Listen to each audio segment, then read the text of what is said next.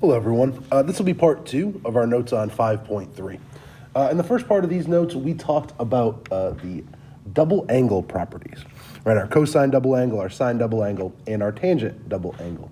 And we saw that those were all derived from our angle sum formulas. So we have a couple problems related to those that we're going to work through here. One proof and one verify problem. Obviously, if you would like to try it on your own first, please do.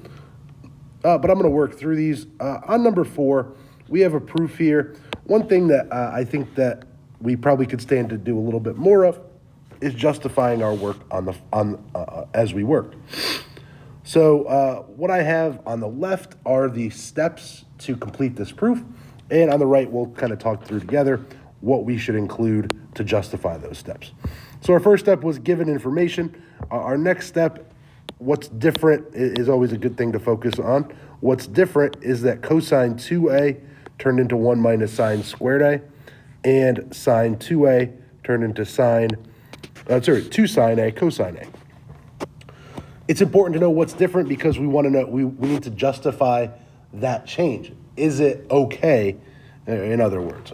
And what justifies this is our angle sum formulas. Right, that's how I was able to write cosine 2a as 1 minus 2 sine squared a, and how I was able to write sine 2a as 2 sine a cosine a. Next, we want to investigate what's different from steps 2 to 3. And what we notice is that our numerator, let's use a different color, our numerator has been simplified. All that I did to do this was I added, right? This was just simply addition. And I suppose the distribution.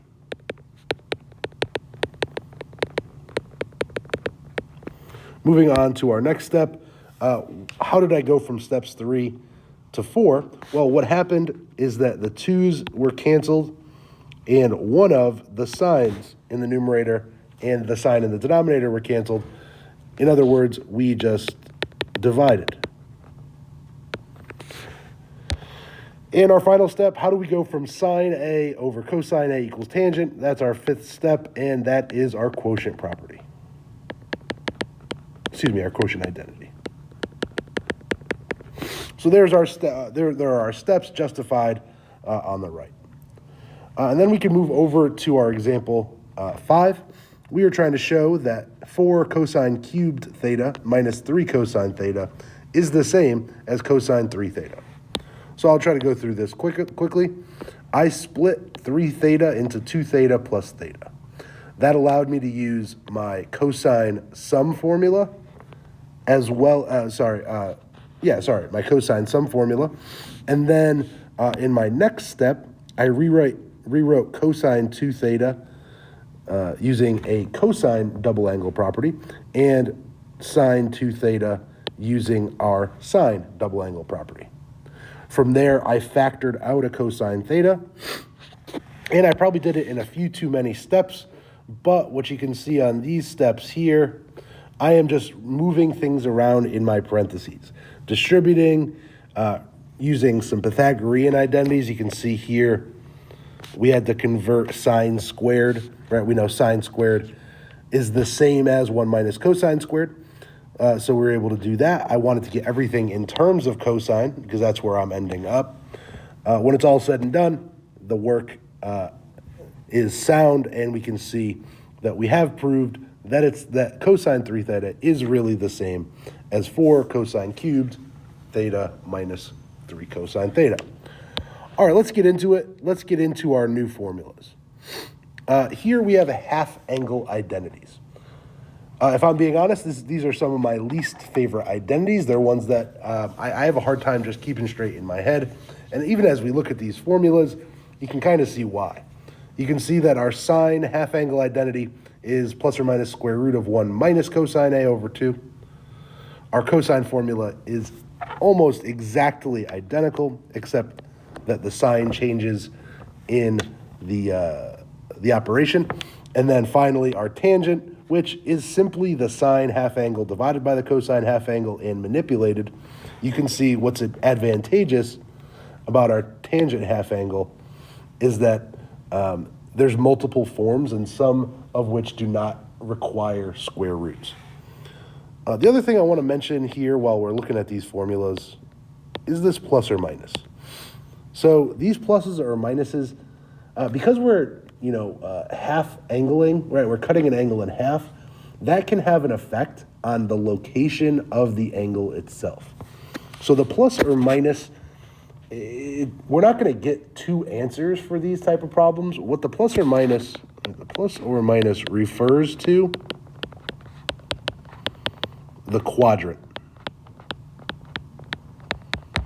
So, for example, sine must be positive in quadrants 1 and 2.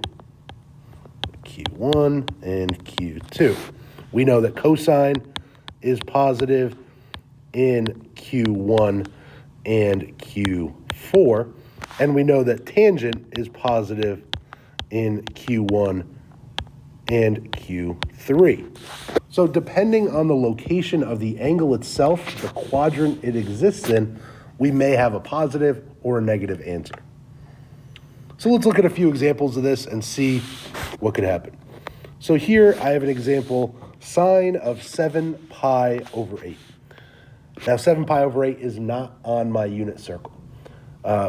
So what I want to do here is I want to think about, well, if I doubled it, I have 7 pi over 4. Well, that's useful. That's on our unit circle.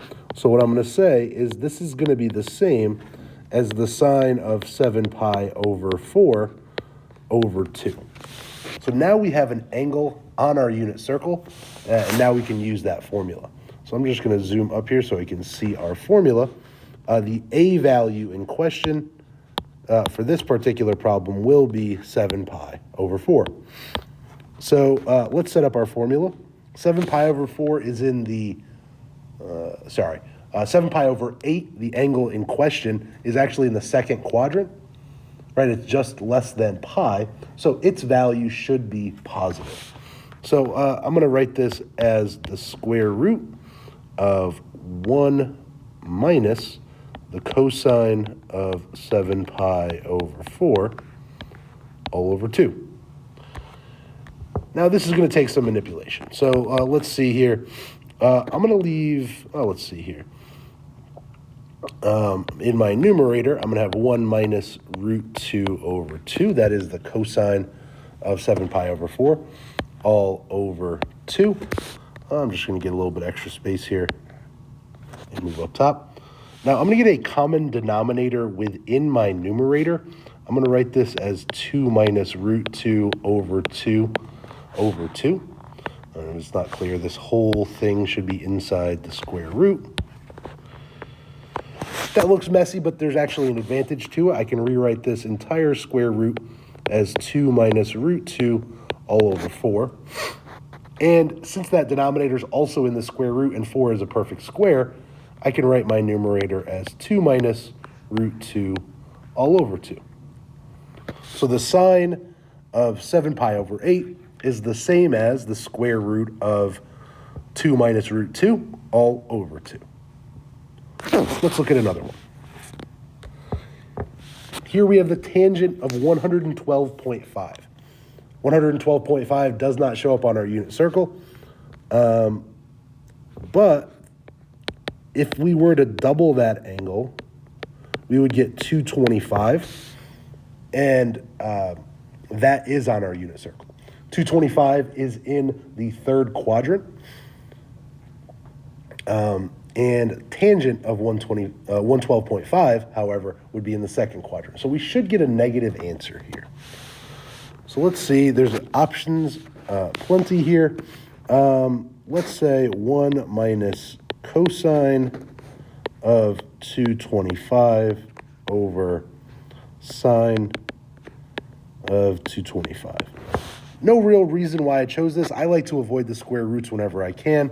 I'm just using the third formula for the tangent half angle. Now I'm going to evaluate. I have 1 minus, so cosine of 225, that's going to be negative root 2 over 2. And then in our denominator, well, that's third quadrant. We also get negative root 2 over 2. So let's do some simplifying.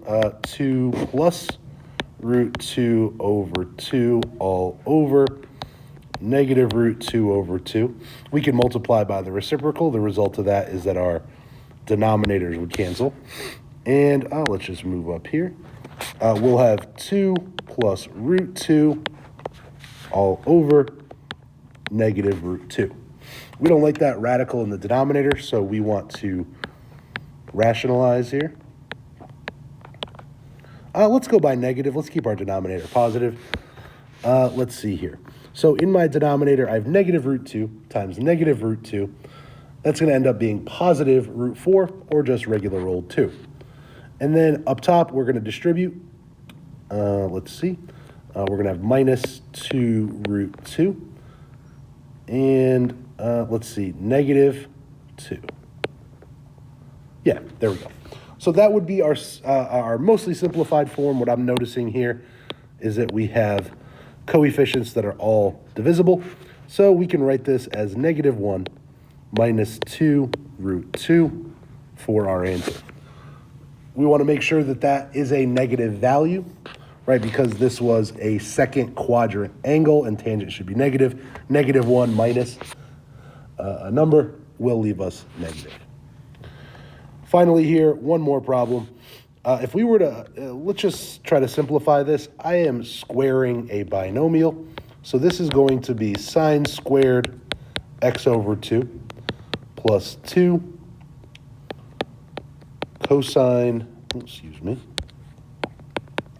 x over 2 sine x over 2 plus cosine squared x, oh sorry, that's x over 2.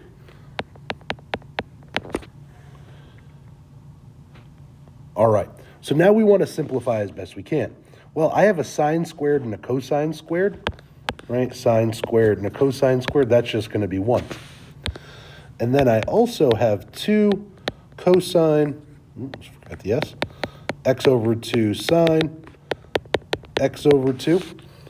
If that seems familiar to you, it should be from last lesson. This, what we see here, that is our sine double angle. So this is going to be 1 plus the sine of 2 times x over 2, which we can simplify that to 1 plus the sine of x, and we are done. So the big takeaway for these particular functions, these formulas rather, are frustrating to deal with. There's a lot of square roots that we have to simplify. So just take your time as you go through them. What else do we want to take away from this? The plus or minus, the sign of our outcome will depend on the quadrant where the angle exists. And finally, we always want to recognize structure whenever we can, recognizing something like 2 cosine blank sine blank as the double angle property. Nice work, everyone.